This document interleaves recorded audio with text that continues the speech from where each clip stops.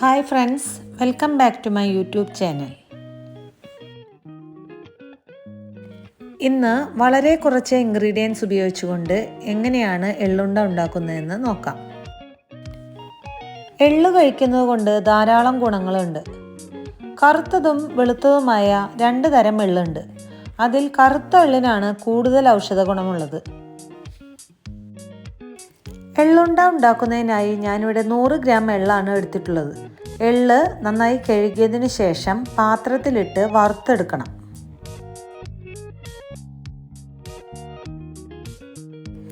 വറുത്തുകൊണ്ടിരിക്കുമ്പോൾ എള്ളു പൊട്ടുന്ന സൗണ്ട് കേട്ടു തുടങ്ങിയാൽ അടുപ്പത്ത് നിന്ന് ഇറക്കി വയ്ക്കാം.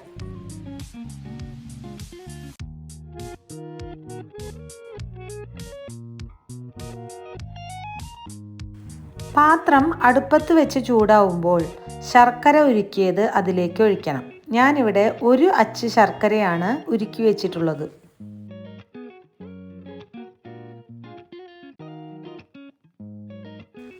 അതിലേക്ക് 4 ടീസ്പൂൺ നാളികേരവും വറുത്ത എള്ളും ഇട്ടതിന് ശേഷം നന്നായി മിക്സ് ചെയ്തെടുക്കണം.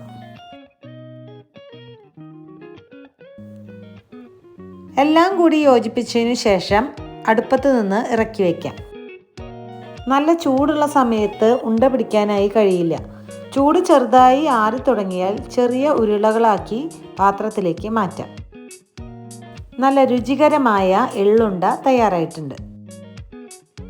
ധാരാളം ഔഷധ ഗുണങ്ങളുള്ള എള്ളുണ്ട എല്ലാവരും തയ്യാറാക്കണം. എല്ലാ ദിവസവും 1 ടീസ്പൂൺ എള്ള് കഴിക്കുന്നത് ആരോഗ്യത്തിന് വളരെ നല്ലതാണ്. എൻ്റെ ഈ റെസിപ്പി എല്ലാവരും ട്രൈ ചെയ്യണം.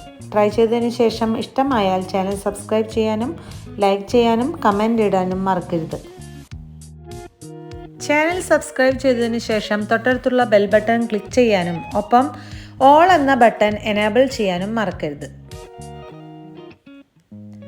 Thank you for watching.